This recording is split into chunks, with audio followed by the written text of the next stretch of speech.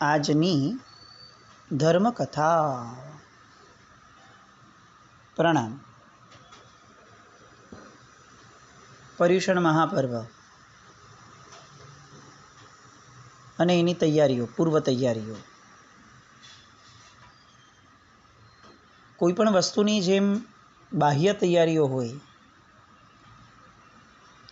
એવી રીતે આંતરિક અભ્યંતર તૈયારીઓ પણ હોવી જોઈએ કોઈ પણ વસ્તુની. એક્ઝામ આપવા જઈએ છીએ તો જેમ ભણવું આવશ્યક છે એમ એક્ઝામના થોડાક સમય પહેલાં ભણવાનું છોડી અને શાંત થવું, સ્થિર થવું એ પણ એટલું જ આવશ્યક છે. સતત ભણતા રહેતો બાળક એ ક્યારેક એવા સ્ટ્રેસમાં આવી જાય કે આવડતું હોવા છતાં લખી ન શકે, કારણ કે એની બાહ્ય તૈયારીઓ બહુ જ સરસ હતી પણ અભ્યંતર તૈયારીઓની અંદરમાં એ ઊણો ઉતર્યો.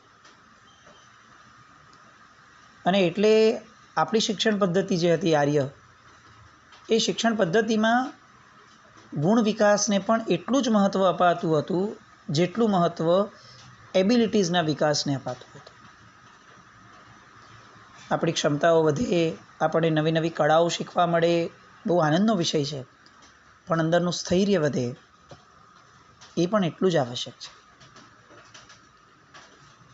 એટલે અભ્યંતર અને બાહ્ય બંને ભેગા થાય તો જ કાર્યની સફળતાની શક્યતાઓ વધતી હોય છે. વ્યવસાયની અંદરમાં પણ આ જ સ્થિતિ. કોઈ પ્રોડક્ટ આપણે લોન્ચ કરતા હોઈએ તો પ્રોડક્ટની ક્વોલિટી જેમ મહત્ત્વની છે એવી જ રીતે એ પ્રોડક્ટને માર્કેટિંગ કરવા માટેની સ્ટ્રેટેજીસ પણ એટલી જ મહત્ત્વની હોય છે કે જે અભ્યંતર જગતમાંથી નીકળે. આમ અનેક વસ્તુઓ, અનેક ક્ષેત્રો એ બાહ્ય પ્લસ અભ્યંતર એ બંનેના કોમ્બિનેશનથી સક્સેસનો રેશિયો નક્કી કરે છે. પણ સમહાઉ આપણે ધર્મના ક્ષેત્રને એવું રાખ્યું છે કે જેની અંદરમાં અભ્યંતર જગતને ક્યાંય પ્રવેશ જ નથી અપાતો. પ્રાય કરીને પૂજા કરવા જવું છે તો અષ્ટપ્રકારી પૂજાનો બધો સામાન ભેગો કરીએ, ઉત્તમ દ્રવ્યો લાવીએ, સોનાના વરખ ક્યાં સારા મળે છે, વરખ ક્યાં સારા મળે છે, આંગીના દ્રવ્યો ક્યાં સારું મળે છે, કળશ મીણાકારીવાળો હોય તો ક્યાં મળે છે, આ બધી જ બહુ જ બધી વસ્તુઓ એનું ધ્યાન રાખીએ, અહોભાવપૂર્વક કરતા હોઈએ છીએ આપણે. બહુ જ સારું. હવે આ બધું થઈ ગયું પછી શું? સીધી ક્રિયા કરવાની. તો ત્યાં આપણે ઊણા ઉતરીએ છીએ. આ બધા દ્રવ્યો ભેગા કર્યા પછીથી જે મહત્ત્વની વસ્તુ પામવાની હતી એ મહત્ત્વની વસ્તુ એ હતી કે આપણને અંદરમાં ભાવ ઉછળે, અહોભાવ વધુ પ્રગટે. અને એ તો જ પ્રગટશે જો આપણે એ આરાધનામાં સ્થિર રહ્યા તો. પણ એ સ્થિરતાની કોઈ જ પૂર્વ તૈયારી આપણે ત્યાં આપણા જીવનની અંદરમાં, આ વર્તમાન સમયમાં આપણે ત્યાં હોતી નથી, જે હોવી બહુ જ આવશ્યક છે. આપણે બધા છે ને ધ્યાનને એક અલગ ઘટના માનવા લાગ્યા છે. કોઈ એમ કે ધ્યાનમાં બેસવું અથવા ધ્યાન કરવું તો આપણી દૃષ્ટિમાં તરત જ આંખ બંધ કરી ટટ્ટાર બેસી અને આમ જ્ઞાન મુદ્રામાં બેસી અને લય લગાડવું, કંઈ જ ન બોલવું, ઊંડા શ્વાસો લેવા, આ બધી પ્રક્રિયાઓ તરત દેખાઈ જશે. પણ એવું નથી. ધ્યાન એ કોઈ કેટલાક સમય માટેની ઘટના નથી કે જે અલાયદી હોય. ધ્યાન એક સમગ્રતયા ઘટના છે. આપણે ત્યાં એક શબ્દ હંમેશા બોલાતો વડીલો દ્વારા, જે પણ કામ કરો ને ધ્યાનથી કરો. એ ધ્યાન અને આપણે અત્યારે જેનો અર્થ કાઢીએ છીએ એ ધ્યાન, એ બંને અંતે તો એક જ હતા. એકાગ્રતા, મન વચન કર્મ ત્રણે એક જ દિશામાં ચાલે એ રીતની સ્થિતિપૂર્વક કામ કરવું એ ધ્યાન. પછી એ ધંધો હોય, પૂજા હોય, પ્રતિક્રમણ હોય કે ધર્મ હોય. અને એટલે જ સમકીતી આત્મા એ જ છે કે જે વર્તમાનમાં જીવે છે, જેને આગળનું કોઈ ઘટના છે, એને પાછળની કંઈ છે, એને વર્તમાનમાં અત્યારે જે છે એની અંદર જ એનું તન પણ છે, એનું વચન પણ છે અને એનું મન પણ છે. આ તો જ થાય જો આપણે કેટલીક પૂર્વ તૈયારીઓપૂર્વક મનને સ્થિર રાખવાનો પ્રયત્ન કર્યો હોય. અને બસ આ જ કાર્ય માટે આપણે અત્યારે પર્યુષણાની તૈયારીઓનું આજે કેટલાક દિવસોનો આપણો યત્ન છે એ આપણે શરૂ કર્યું છે. પર્યુષણના અલગ અલગ કર્તવ્યો, એમાંનું એક બહુ જ મહત્ત્વનું કર્તવ્ય ક્ષમાપના. સામાન્યપણે વિચારવા બેસીએ તો આપણી માટે ક્ષમાપના એટલે જેની હારે બોલાચાલી થઈ હોય એ બધાને મિચ્છામી દુક્કડમ આપવાના. એ પણ એવી રીતે આપવાના કે જે કોઈને ન લાગે અને છતાંય બધાને લાગે.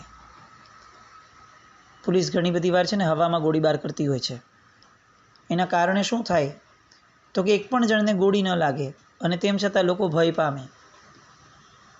એવી રીતે આપણે ઘણીવાર હવામાં મિચ્છામી દુક્કડમ આપતા હોઈએ છીએ. એના કારણે શું થાય કે એક પણ જણને મિચ્છામી દુક્કડમ ન થાય પણ આપણાથી મિચ્છામી દુક્કડમ અપાઈ ગયું એવો અહેસાસ આપણને થઈ જાય. એકચ્યુઅલી એ બહુ સાર્થક નથી હોતું. ઇવન રોજની પ્રક્રિયામાં પણ આપણે ઘણી બધી વાર આવું બોલતા હોય તો આવું સાંભળવા મળે કે જીનાજ્ઞા વિરુદ્ધ જે પણ કંઈ થયું હોય તો મિચ્છામી દુક્કડમ, જાણતા અજાણતા. આ પદ્ધતિ નથી આપણે ત્યાં. જાણતા થયેલી ભૂલોના મિચ્છામી દુક્કડમ એ પૂર્ણ જાગૃતિ અને વિચારણાપૂર્વકના હોવા જોઈએ.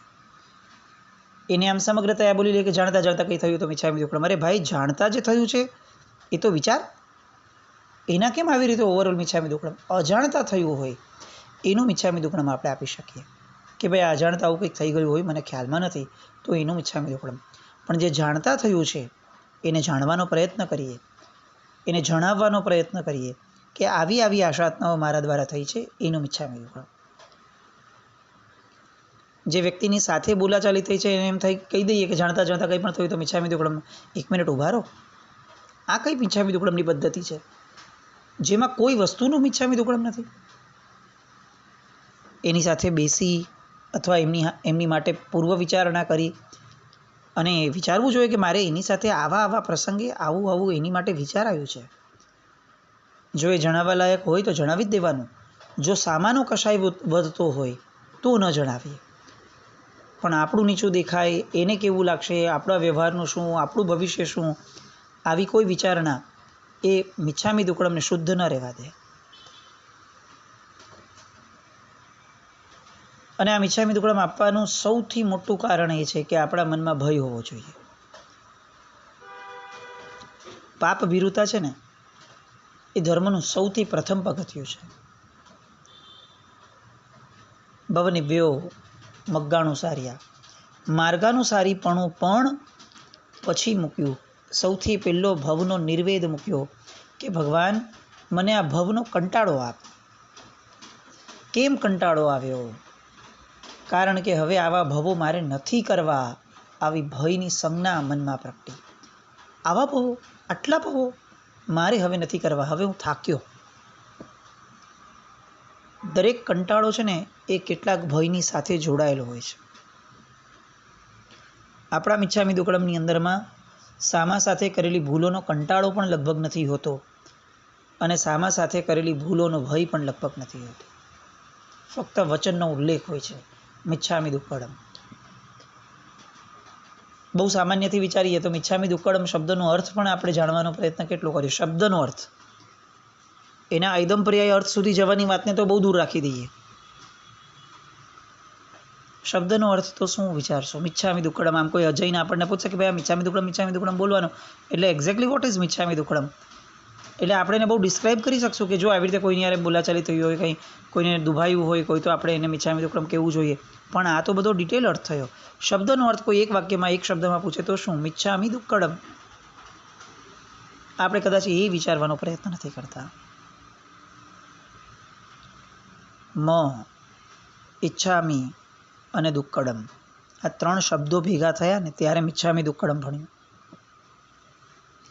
મ એટલે હું નથી, ઈચ્છામી એટલે ઈચ્છતો, દુક્કડમ એટલે દુષ્કૃતને.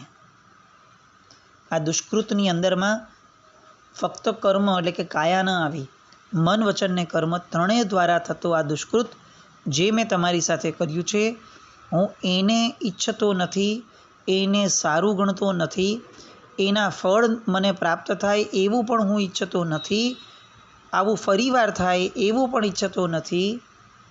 એમ ઈચ્છામિ દુક્કડમ.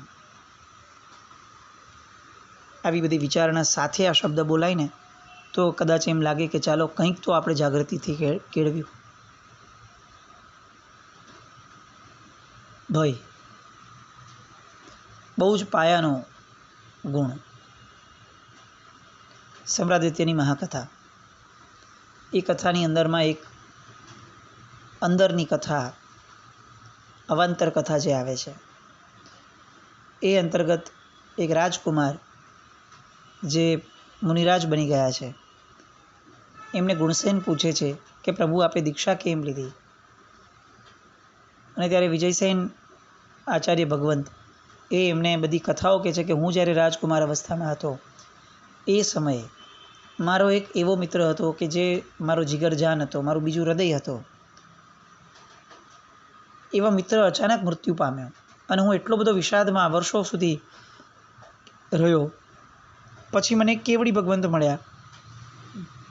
એટલે કેવડી ભગવંતની પરસદામાં બેઠા બેઠા મને બીજો કોઈ મારો વિચાર ન આવ્યો. મને પહેલો વિચાર એનો આવ્યો કે મને આટલી બધી વ્યથા કેમ હતી. અને કેવડી ભગવંતને મેં પૂછ્યું કે પ્રભુ મારો એ મિત્ર ક્યાં છે? અને ત્યારે કેવડી ભગવંત કહે છે કે તારા જ નગરની અંદરમાં એક ધોબી છે. એ ધોબીને ત્યાં સતત જીવાત પડતો એવો અને એની બાજુમાં રહેલા ગધેડાના પગની લાત ખાતો એવા કૂતરા તરીકે તારા એ મિત્રનો જીવ અત્યારે છે. રાજકુમાર આઘાત પામે છે. બધું કન્ફર્મ કરાવ્યું, બોલાવ્યો કૂતરાને ત્યાં પરસદા સુધી, અને પછી પૂછ્યું કે આ કેમ આવું થયું? ત્યારે એ કેવડી ભગવંત જે છે એ એમને અવાંતર કથા રૂપે સંભળાઈ ચકાહાની આ આખી કથા એના મિત્રને કહે છે કે પૂર્વ ભાવમાં તારી પત્ની તરીકે હતો, એના પછી આ ભાવની અંદર ગયા ભાવની અંદરમાં એ તારા મિત્ર તરીકે પુરોહિતના પુત્ર તરીકે હતો. પણ પુરોહિતના પુત્ર તરીકેના તારી સાથેના જીવનના કારણે એનામાં કેટલોક સત્તાનો મદ, કેટલોક કુળનો મદ આવ્યો. અને એના કારણે એકવાર જ્યારે ઉત્સવ ચાલતો હતો એ ઉત્સવના સમયે એક ધોબી, એણે એ દિશામાં ન આવવું જોઈએ કારણ કે તમે બધા બેઠા હતા, પણ છતાં પણ સામાન્યતઃ એ ત્યાંથી પસાર થયો. એ પસાર થવા માત્રથી કોઈ નુકસાન નહોતું થતું, પણ એ પુરોહિતનો જે દીકરો હતો તારો મિત્ર, એનો મદ જે છે, એનો નશો જે છે, એનો અહંકાર જે છે, એ અહંકારથી એ સહન ન થયું. ઢોર માર મરાવ્યો પહેલાં ધોબીને. જ્યાં સુધી ઉત્સવ ચાલ્યો ત્યાં સુધી એને જકડીને રાખ્યો દોરડામાં, અને દોરડાથી બાંધી અને એને કારાગૃહમાં મૂકી દીધો, જેલમાં. કેટલાક દિવસોનું આ કામ, કોઈ પણ કારણ વગરનું, સાવ અકારણ, બસ એક નશો. બસ આ એક નશાના કારણે એ જે પાપ છે, એ પાપના કારણે આજે એ જ ધોબીના ઘરે એની જ ગધેડી જે છે એની લાત ખાતો એવો એક કૂતરા તરીકે એનો જન્મ થયો. પેલો રાજકુમાર હચમચી જાય છે. કેટલીક ક્ષણનું આ પાપ અને સજા આવડી મોટી. એટલે કંઈક અપેક્ષાથી પૂછે છે કે પ્રભુ આ ભાવ પૂરો કર્યા પછીથી તો સારું છે ને? અને ત્યારે કેવળ જ્ઞાની સર્વજ્ઞ ભગવંત એ કહે છે કે ના, એનું ભવિષ્ય એ તો બહુ જ દીર્ઘકાળ સુધી બહુ જ નબળું છે. આ એક પાપ જે એણે કર્યું હતું અહંકારનું, એક જ કૃત્ય, દુષ્કૃત, એ એક જ દુષ્કૃતના કારણે એ આ કૂતરાના ભવમાં મરી અને ગધેડીના પેટમાં થશે. એ ગધેડી પણ કઈ? પેલા ધોબીના ઘરે છે તે. ત્યાં એ ધોબીનો બહુ જ અણમાનીતો ગધેડો થશે. ચિક્કાર ભાર વગેરે એની પર મૂકશે, અને એના કારણે ભૂખનું દુઃખ, ભારનું દુઃખ, એ બધાના કારણે એ વહેલો મૃત્યુ પામશે. મૃત્યુ પામી અને ત્યાંથી ફરી પાછો કેટલાક ભાવ સુધી આ ધોબીના જ ઘરની આસપાસ જન્મશે. એમાંથી એ ધોબીના દ્વારા એક ચંડાળની કુક્ષીએ, ચંડાળ સ્ત્રીની કુક્ષીએ એ ત્યાં પ્રગટશે, પણ નપુંસક તરીકે જન્મ લેશે. બહુ જ થોડાક દિવસોનું આયુષ્ય એ પૂરું કરી અને ત્યાંથી ફરી પાછી ચેવી એ જ ચંડાળના સ્ત્રીના પેટે કેટલાક વખત પછીથી દીકરી તરીકે જન્મ લેશે. ત્યાંથી ફરી પાછું આવું જ અણમાનિતાપણાનો કેટલાક મહિનાઓનો વર્ષોનો આયુષ્ય પૂરું કરી અને એ ધોબીના શ્રાવિક જે પત્ની છે એની કુક્ષીએ જન્મ લેશે. અણમાનિતી હશે એના કરતાં વધારે મહત્ત્વનું એ હશે કે એને પગ નહીં હોય, એ પીઠેથી સરકીને ચાલતી હશે અને હાથીના પગ નીચે ચકડાઈને એનું મૃત્યુ થશે. એ પછીથી ધોબીની આસપાસના ઘરમાં એ જન્મ લેશે, ક્યાંક સર્પદંશથી મૃત્યુ પામશે, કોઈક ભવની અંદરમાં નગરમાં દાહ લાગશે અને મૃત્યુ પામશે આગમાં. આવા ભવો થશે. પેલું હચમચી જાય છે હજી સુધી આ જ ભવ, અને પૂછે છે પછી એને સમ્યક દર્શન પ્રાપ્ત થશે, પછી ધર્મ પ્રાપ્ત થશે?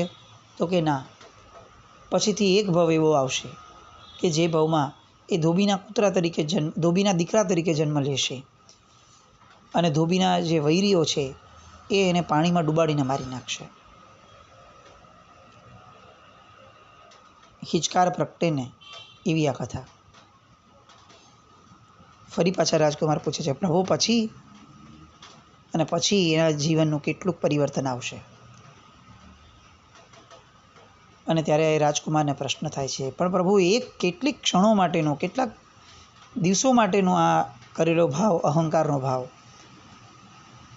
એનું કારણ આટલું બધું, એનું પરિણામ? અને ત્યારે કેવળ જ્ઞાની ભગવંત એવું કહે છે કે દુષ્કૃતની સજા એ કમસે કમ 10 ગણી હોય, જો એ સામાન્યત થઈ હોય તો.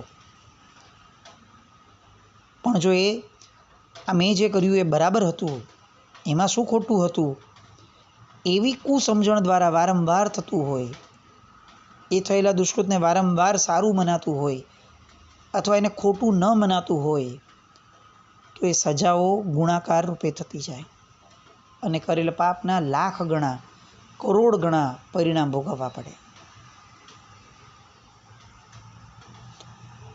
ભય જન્માવી દે એવી આ કથા. પણ ભય જન્મવો જ જોઈએ.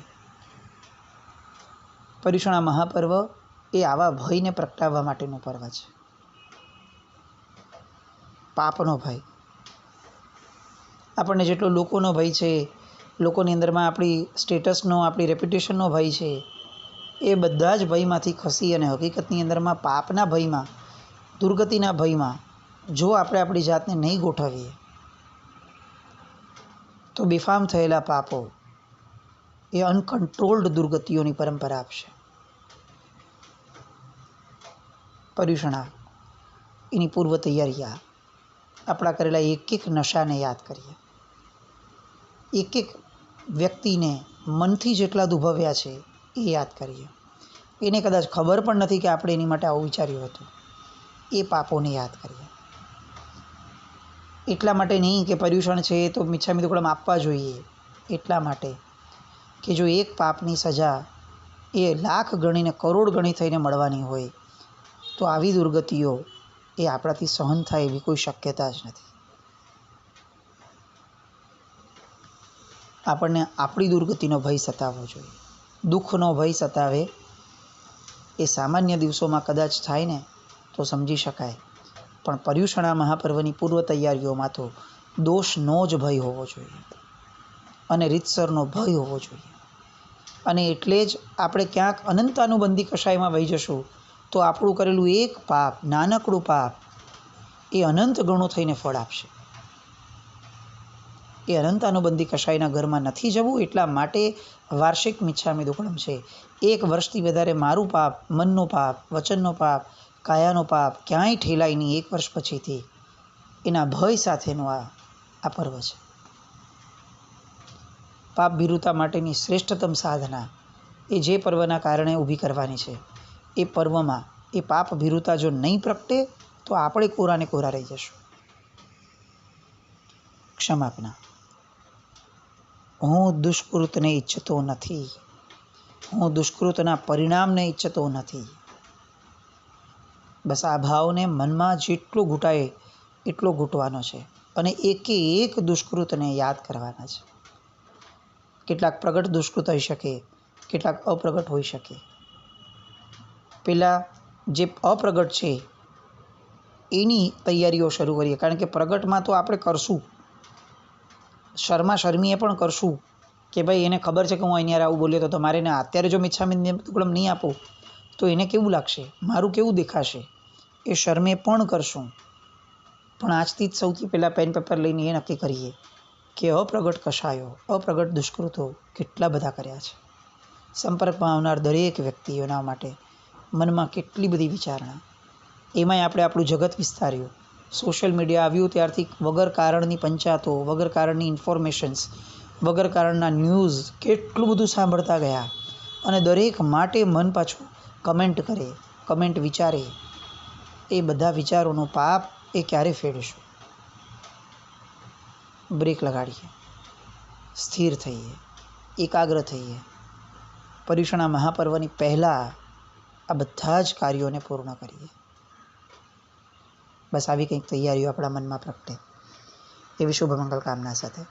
જીન આજ્ઞાવૃત્ત કંઈ પણ બોલાયું હોય તો મિચ્છામિ દુક્કડમ. જૈનમ જયતે શાસ્ત્રમ.